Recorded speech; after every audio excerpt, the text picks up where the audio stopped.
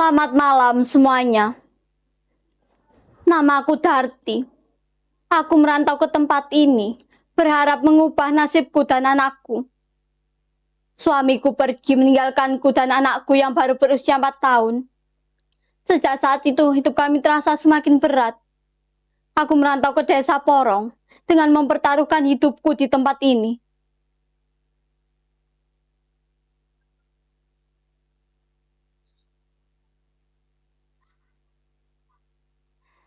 Saat itu aku membangun sebuah warung lontong kupang di pinggiran Kali Porong, kali yang ramai dilalui para pedagang. Warungku mulai banyak pembeli setiap harinya. Kehidupanku mulai membaik, dan kebutuhan kami pun mulai tercukupi.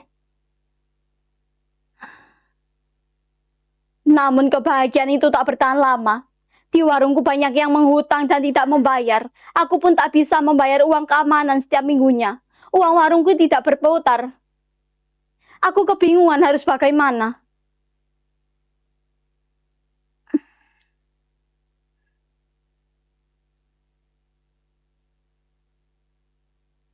Hingga aku putuskan untuk menutup warung lontong kupangku.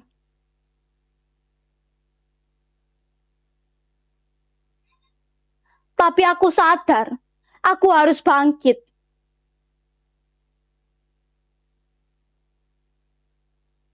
Aku segera mencari penghasilan lainnya. Apapun pekerjaan akan kulakukan demi anakku. Ternyata, warungku berdiri di dekat sumur tua yang hampir surut, namun airnya jernih.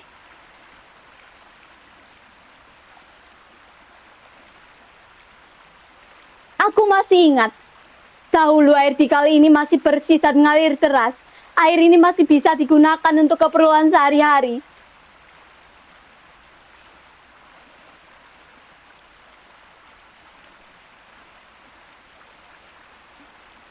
Namun seiring waktu, para pedagang yang semula hanya singgah mulai menetap hingga tempat ini kian padat. Kebutuhan air meningkat. Dan pada akhirnya, lingkungan menjadi tercemar oleh sampah serta limbah yang dibuang ke kali ini. Tak hanya air kali yang tercemar, air sumur di pemukiman pun mulai keruh bahkan berbau. Hingga warga terpaksa membeli air bersih. Aku tak tahu keberuntungan apa yang memihak padaku saat air sumur yang lain tak lagi layak digunakan. Hanya sumur tua ini yang tetap jernih. Hingga ku jual dan ku antar ke gubuk terpal demi kebersihan mereka.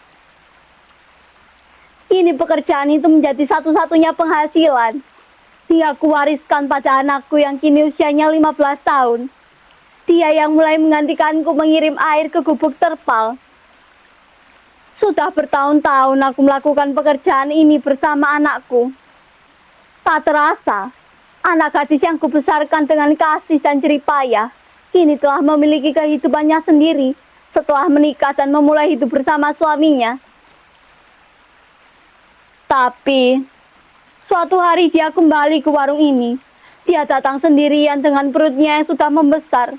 Saat itu dia menangis dalam pelukanku. Tak lama sejak hari itu, cucuku lahir.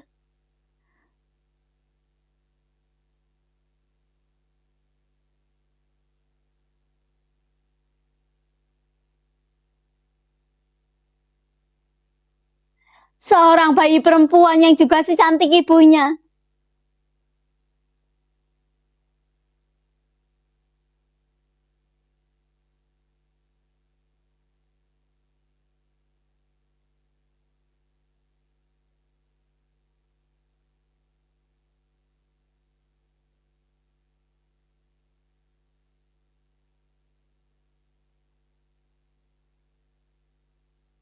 Namun, tubuh anakku semakin lemah setelah ia melahirkan, hingga akhirnya ia pergi, menyisakan tangisan bayi di pelukanku.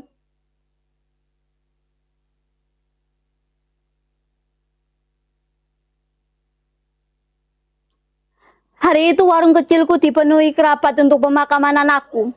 Sementara aku menggendong cucuku di samping tubuhnya yang telah tertutup kain. Bahkan di saat seperti ini, aku mendengar omongannya tak sepantasnya mereka katakan.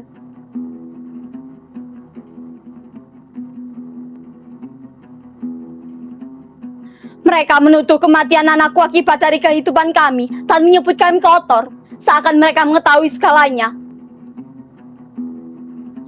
Saat itu aku hanya terdiam, bertanya dalam hati, apa sebenarnya salah kami? Kami hanya menjual air untuk orang-orang membersihkan diri. Namun tetap saja, kami dipandang seolah bagian dari tempat kotor itu.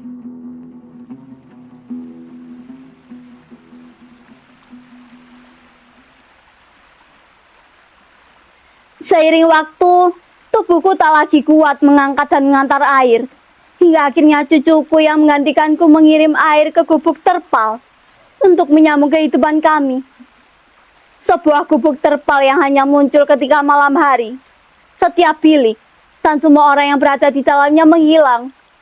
Di sanalah tempatku sedari dulu bekerja dan kini telah digantikan oleh cucuku. Namun semakin cucuku beranjak dewasa, semakin banyak hal yang ditanyakan padaku tentang tempat ia mengantar air, gubuk terpal yang muncul dan menghilang, juga hal-hal yang tak sepatutnya ia dengar.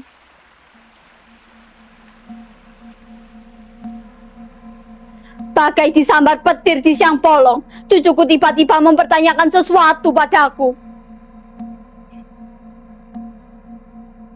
Mak, tadi ada orang-orang dari perahu. Katanya orang itu kenal ibu. Kenal Mak juga. Orang itu bilang, nanti aku bakal jadi seperti ibu. Padahal kita cuma menjual air. Ibu mati juga karena takdir kan, Mak? Tapi orang-orang itu malah mengejek dan berkata bahwa aku belum mengerti apa-apa. Lalu orang-orang itu pergi. Tapi aku sedih. Aku dengar orang itu bilang, sudah sepantasnya ibu mati. Katanya orang yang bekerja di warung itu memang kotor, bawa penyakit. Padahal kita bersih, kita sehat, ibu juga kan. Tapi kenapa semua orang tidak suka dengan kita?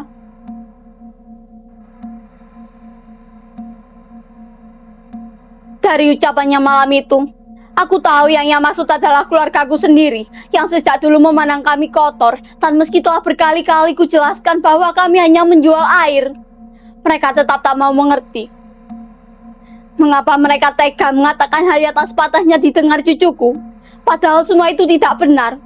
Yang membuat hatiku sakit saat ia bertanya padaku.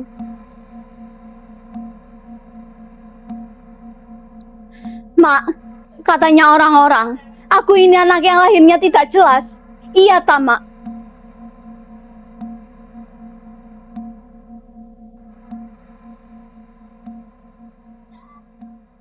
Hatiku sakit saat ia mempertanyakan itu.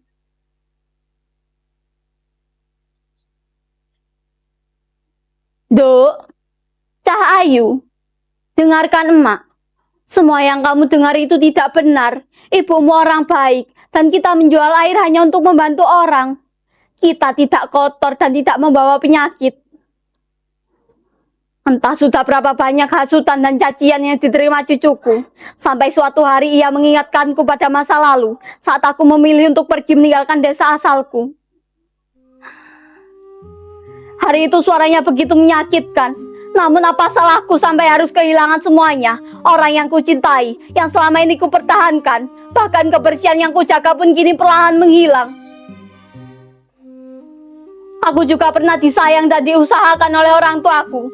Lantas dosa apa yang kutanggung jika tidak mengusahakan untuk cucuku? Dosa apa yang pernah kulakukan hingga aku harus menanggung karma seperti ini? Hingga semua yang kujaga pergi satu persatu. Padahal aku hanya ingin menjaga kehidupan di lingkungan ini.